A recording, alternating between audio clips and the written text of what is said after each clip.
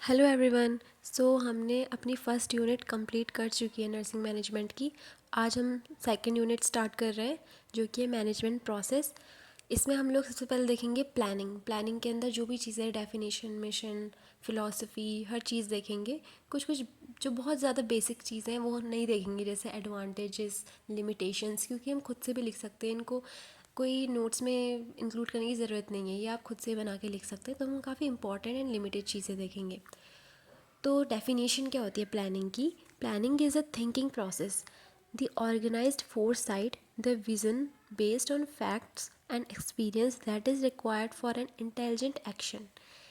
इस डेफिनेशन का ये मतलब है कि जो हमारी प्लानिंग है ना, ये गोल ओरिएंटेड प्रोसेस है। हम क्यों प्लान करते हैं? ताकि हमारा गोल अचीव हो जाए। ये एक फ्यूचर ओरिएंटेड प्रोसेस है। मतलब प्लान करते ही हम किस चीज़ के लिए? फ्यूचर के लिए ना, कि फ्यूचर में हमारा ये जो गोल है वो हम अटेन कर लें। ठीक है। और ये एक इंटेलेक्चुअल प्रोसेस, हम सोचते हैं ना, तो फिर हम क्या करते हैं कि हम कुछ सोचते हैं, प्लान्स बनाते हैं फ्यूचर में किसी गोल को अटेन करने के लिए। इसी को हम प्लानिंग कहते हैं। बस, मतलब ये एक डिसीजन मेकिंग प्रोसेस है। उसके बाद आता है मिशन ऑफ प्लानिंग। तो मिशन ऑफ प्लानिंग को जानने से पहले हमें ये पता होना चाहिए कि मिशन होता क्या है। मिशन को हम एम भी कह सकते हैं। मतलब हमें जो आगे जाके एम्स, ऑब्जेक्टिव्स अचीव करने हैं किसी भी कंपनी को, तो सब कंपनी के या फिर हर ऑर्गेनाइजेशन के अपने अलग अलग मिशन या फिर एम या फिर गोल्स या फिर ऑब्जेक्टिव्स भी कह सकते हैं हम उनको, वो होते हैं। ऑब्जेक्टिव्स ना कह के हम उनको एम कहेंगे, क्योंकि काफ़ी ब्रॉड चीज़ है। तो फिर जैसे हम नर्सिंग में देखें तो हमारा क्या मिशन रहता है कि हमें अपने जो क्लाइंट है, अपने पेशेंट हैं, उनको बेस्ट केयर देनी है, ताकि उनकी हेल्थ का प्रमोशन हो और डिजीज़ का प्रिवेंशन हो। ठीक है। तो हम ये देखते हैं कि मिशन ऑफ प्लानिंग क्या है। तो प्लानिंग का हमारा ये मिशन रहता है, ये एम रहता है कि हमारा सक्सेस रहे गोल्स को अचीव करने में, leads to success in achieving goals. फिर है provide meaning to effective use of available resources such as personal and facilities in the organisation. अब हमारे पास जो ऑर्गेनाइजेशन में अवेलेबल रिसोर्सेज हैं, हमें उनका कैसा यूज़ करना है, प्लान करके हम क्या कर सकते हैं, उसको इफ़ेक्टिवली ज़्यादा यूज़ कर सकते हैं। ठीक है। और एफिशिएंटली हम काम कर सकते हैं। देन ये क्या हेल्प करता है हमारे सिचुएशनल क्राइसिस को डील करने में। कभी कभार क्या होता है किसी भी ऑर्गेनाइजेशन में एकदम से रिसोर्सेज की शॉर्टेज हो जाती है। तो अगर हमने अच्छी प्लानिंग कर रखी है तो उसमें हम ये भी इंक्लूड करेंगे कि सपोज़ कभी ऐसी सिचुएशन आ गई तो हम उसे कैसे हैंडल करेंगे। इसलिए प्लानिंग बहुत ज़रूरी है। ये प्लानिंग का मिशन या फिर एम होना चाहिए। फिर होना नहीं चाहिए, मतलब इसलिए काफ़ी ज़रूरी है ये। फिर ensures effective control leading to cost effectiveness.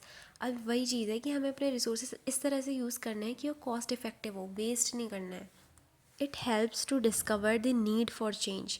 अगर हमें कोई चेंज की ज़रूरत है अपनी कंपनी में, अपनी ऑर्गेनाइजेशन में, तो प्लानिंग करके हम क्या कर सकते हैं, देख सकते हैं कि हाँ कहाँ पे बदलाव की ज़रूरत है। तो उसके अकॉर्डिंग हम अपनी स्ट्रेटजी को मॉडिफाई कर सकते हैं। ठीक है। तो आई होप सो आपको समझ में आ गया होगा मिशन क्या है एंड मिशन ऑफ प्लानिंग क्या है। अब हम देखते हैं फ़िलॉसफी ऑफ प्लानिंग क्या होती है। फ़िलॉसफी हमारे कुछ सेट ऑफ बिलीव्स होते हैं, मतलब कुछ चीज़ें होती हैं जिन पे हम विश्वास करते हैं ना, और वही आगे जाके हमारे गाइडिंग फोर्स बन जाते हैं कि हमें चीज़ें ऐसे करनी है, ऐसे करनी है। तो ये फ़िलॉसफी क्या है प्लानिंग की? तो ये है कि planning sets guidelines and constraints for the behaviour of the firm. मतलब हमें क्या करना है, क्या नहीं करना है किसी भी ऑर्गेनाइजेशन को चलाने के लिए या फिर अपने ऑब्जेक्टिव्स को अटेन करने के लिए, यही हमारी प्लानिंग है, ये बताती है। यही फ़िलॉसफी है प्लानिंग की। Then planning requires flexibility. Flexible होनी चाहिए प्लानिंग बहुत। क्यों? क्योंकि अगर हमने एक ऐसा प्लान बना दिया है कि जिसको हम खुद बाद में चेंज नहीं कर सकते, और कोई हमारे पास सिचुएशनल क्राइसिस आ गई या फिर हमारा मन चेंज हो गया, हमें अपना ऑब्जेक्टिव ही चेंज करना है, तो हम उसको कैसे चेंज करेंगे? तो हमारी प्लानिंग जो है फ्लेक्सिबल होनी चाहिए, ताकि हम उसमें कुछ मॉडिफिकेशंस डालना चाहें तो हम वो कर सकें। एनर्जी एंड स्पेसिफिसिटी होनी चाहिए उसमें। इट शुड बी सिंपल होनी चाहिए, बहुत ज़्यादा अनरियलिस्टिक प्लान्स नहीं होने चाहिए, रियलिस्टिक होने चाहिए। A guide for action in reaching the goal. वो एक तरह से गाइड की तरह हेल्प करनी चाहिए हमारे गोल्स को अटेन करने के लिए। And must allow for adjustment and expected and unexpected event अगर। और कुछ भी एक्सपेक्टेड या फिर अनएक्सपेक्टेड इवेंट्स अगर हमारे आ जा रहे हैं हमारे मैनेजमेंट में, तो हम क्या कर सकते हैं, अपने प्लान्स को मॉडिफाई करने की उसमें इतनी फ्लेक्सिबिलिटी होनी चाहिए हमारे प्लान्स के अंदर। उसके बाद है planning is essential. A manager must be able to overcome barriers that impede planning. हमारी प्लानिंग के दौरान जो भी बैरियर्स आ रहे हैं, तो मैनेजर में इतनी स्किल्स होनी चाहिए कि वो उन बैरियर्स को हटा के अच्छे से प्लान कर पाए। Then planning must be done by hierarchical order and must be congruent in its flow. मतलब हमेशा हम पहले ब्रॉड ऑब्जेक्टिव्स इन सबको पहले प्लान करते हैं, देन स्पेसिफिक ऑब्जेक्टिव्स को अटेन करने का प्लान करते हैं, ठीक है। तो हमेशा एक हायरार्कियल ऑर्डर में होनी चाहिए प्लानिंग। अब हम देखते हैं प्रिंसिपल्स ऑफ प्लानिंग। सबसे पहला प्रिंसिपल है कंट्रीब्यूशन टू ऑब्जेक्टिव्स। जब भी हम कुछ प्लान करते हैं तो हमारा मेन फोकस क्या होता है कि हमें किसी ऑब्जेक्टिव को अटेन करना है। उसी के लिए हम सारी जो भी अपने इंटेलेक्चुअल प्रोसेस लगाते हैं, चीज़ें प्लान करते हैं। तो मेन कंट्रीब्यूशन होना चाहिए हमारे ऑब्जेक्टिव्स को अटेन करना।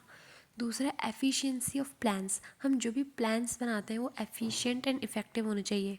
हम ऐसा प्लान बनाएंगे कि जिसमें लिमिटेड यूज़ ऑफ रिसोर्सेज हो और लिमिटेड टाइम के अंदर वो प्लान हमारा सक्सेसफुल हो जाए। नेक्स्ट है प्राइमेसी ऑफ प्लानिंग। किसी भी गोल को अटेन करने के लिए हमें क्या करना होता है, खुद से कुछ गाइडलाइन सेट करनी होती है। मतलब खुद से हमें एक स्ट्रेटजी बनानी होती है, एक हमारे पास रोड मैप होना चाहिए कि हमें पहले इस पे चलना है, फिर इस पे चलना है। कुछ सेट ऑफ माइलस्टोन्स होने चाहिए। तो प्लानिंग हमारा यही करवाती है। उसके बाद है प्लानिंग प्रीमाइसेस। मतलब जो हमारे ऑर्गेनाइजेशन में एक एक बंदा है, हर किसी को जो ये प्लान है वो अच्छे से पता होना चाहिए और क्लियर होना चाहिए। अब वो कब क्लियर होगा, जब प्लान खुद जो मैनेजर ने बनाया है वो एकदम स्ट्रक्चर्ड वे में बनाया है, अनस्ट्रक्चर्ड नहीं है, बेकार सा नहीं है, इफ़ेक्टिव है और क्लियर है, सिंपल है, गोल ओरिएंटेड है। नेक्स्ट है पॉलिसी फ्रेमवर्क। जिस भी पॉलिसी की बेसिस पे हमारी प्लानिंग चल रही है वो हमें क्लियरली अंडरस्टूड होनी चाहिए। नेक्स्ट है टाइमिंग। हमने पहले ही पढ़ा इफ़ेक्टिवनेस। हमारी जो प्लानिंग है उसमें इफ़ेक्टिवनेस होनी चाहिए।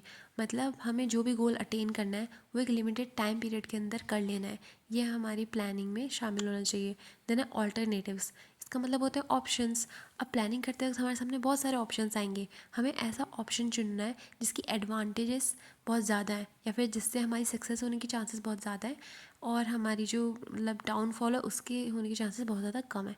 Then commitment. कमिटमेंट मतलब हमारी प्लानिंग ऐसी होनी चाहिए कि उसमें कमिटमेंट दी गई हो कि ये गोल अटेन हो जाएगा इतने रिसोर्सेज में, इतने टाइम में, तो मतलब हो जाना चाहिए, ठीक है। एक कमिटमेंट देता हो, ये प्लानिंग ऐसी होनी चाहिए, तभी वर्कर्स को मोटिवेशन मिलेगी। देन है फ्लेक्सिबिलिटी। प्लान हमेशा फ्लेक्सिबल होने चाहिए। क्यों? क्योंकि कभी भी कुछ भी हो सकता है, सिचुएशनल क्राइसिस आ सकती हैं, मार्केट में अप डाउन हो सकते हैं, उसके अकॉर्डिंग हमें चेंज करना पड़ता है अपना प्लान। तो एक रिजिड प्लान अगर होगा तो हम उसे मॉडिफाई नहीं कर पाएंगे। देन नेविगेशनल चेंजेस, सेम वही बात है कि अगर कोई भी चेंजेस आ जाते हैं सडनली ऑर्गेनाइजेशन में, जैसे ह्यूमन रिसोर्सेज कम पड़ गए या फिर जो मटेरियलिस्टिक रिसोर्सेज थे वो उनकी शॉर्टेज हो गई, तो हमारे पास कुछ ऐसी स्ट्रेटजीज़ हों कि अगर कोई भी चेंज आ रहे हैं हमारे पास तो हम उसमें अपनी प्लानिंग के थ्रू उसे ओवरकम कर पाएँ उस बैरियर को। तो ना कॉम्पिटिटिव स्ट्रेटजीज़, आपको पता है कुछ भी मतलब अगर हम एक सपोज़ एक कंपनी चला रहे हैं, अब हमारे कंपटीशन, हमें कंपनी कंपटीशन दे रही है, तो हमें क्या करना होगा, कुछ ऐसी स्ट्रेटजीज़ बनानी होंगी जिससे हमारी जो ऑर्गेनाइजेशन है ऊपर आ जाए, उसके गोल्स अटेन हो जाए। तो हमें स्ट्रेटजीज़ बनाते रहना है प्लानिंग में। तो यही सारे थे प्रिंसिपल्स ऑफ प्लानिंग। अब हम देखते हैं ऑब्जेक्टिव्स ऑफ प्लानिंग। ऑब्जेक्टिव्स क्या होते हैं? ऑब्जेक्टिव्स मतलब something you are trying to achieve. तो ऑब्जेक्टिव्स ऑफ प्लानिंग क्या होंगे? To bring about unity and uniformity in the working of an organisation. हमें अपने ऑर्गेनाइजेशन के अंदर क्या लाना है? यूनिफॉर्मिटी होनी चाहिए, कोई भेदभाव नहीं होनी चाहिए वर्कर्स के बीच में, और यूनिटी होनी चाहिए, ठीक है। सब एकजुट होकर काम करेंगे तभी हमारी जो ऑर्गेनाइजेशन है वो आगे बढ़ेगी। तो ये हमारा ऑब्जेक्टिव होना चाहिए ऑफ प्लानिंग का। नेक्स्ट है to achieve coordination in power and efforts of the employees working in an organisation. हमारी ये ऑब्जेक्टिव होना चाहिए कि जो हमारे एम्प्लॉयज़ हैं वो एक कोऑर्डिनेशन वाले मैनर में काम करें, मतलब वही मिलजुल के काम करे सब। उसके बाद है to direct human power towards collective interest. जितने भी लोग वहाँ पे काम कर रहे हैं सबका एक कलेक्टिव एक इंटरेस्ट होना चाहिए जिसकी तरफ वो लोग काम कर रहे हैं। तो ये हमारा प्लानिंग से डिसाइड होगा क्योंकि जो हमारा गोल है हमें उसे अटेन करना है। तो हमने देखा है कि अब यहाँ पे हम अपने पर्सनल इंटरेस्ट की बात नहीं करेंगे, एक कलेक्टिव इंटरेस्ट होना चाहिए जिसकी तरफ सब लोग काम कर रहे हैं। To curtail the cost and expenses of organisation. Curtail मतलब शॉर्ट करना, तो मतलब हमें रिड्यूस करना है, कम से कम पैसों में, कम से कम एक्सपेंसेस में हमको अपनी ऑर्गेनाइजेशन को चलाना है। इससे क्या होगा, वही एफिशिएंसी बढ़ेगी और इफेक्टिवनेस बढ़ेगी। लास्ट है to bring about a certainty in the functions by formulating plans. अब हम जो भी काम कर रहे हैं अपने ऑर्गेनाइजेशन में अपने गोल को अटेन करने के लिए, तो उसमें एक सर्टेनिटी कैसे आएगी, जब हम अपने प्लान्स हैं उनको अच्छे से फॉर्मुलेट करेंगे। हमारे प्लान्स वेल स्ट्रक्चर्ड होंगे, फ्लेक्सिबल होंगे, स्टेबल होंगे, सिंपल होंगे, रियलिस्टिक होंगे। तो अब हम इस वीडियो में इतना ही करते हैं, नहीं तो बहुत बोरिंग हो जाएगी वीडियो। नेक्स्ट वीडियो में हम प्लानिंग का जो बचा हुआ पार्ट है वो कर लेंगे, जैसे steps of planning, levels of planning और classification of planning, planning methods. Okay, so that's all for today. Hope you like my video. Okay, bye.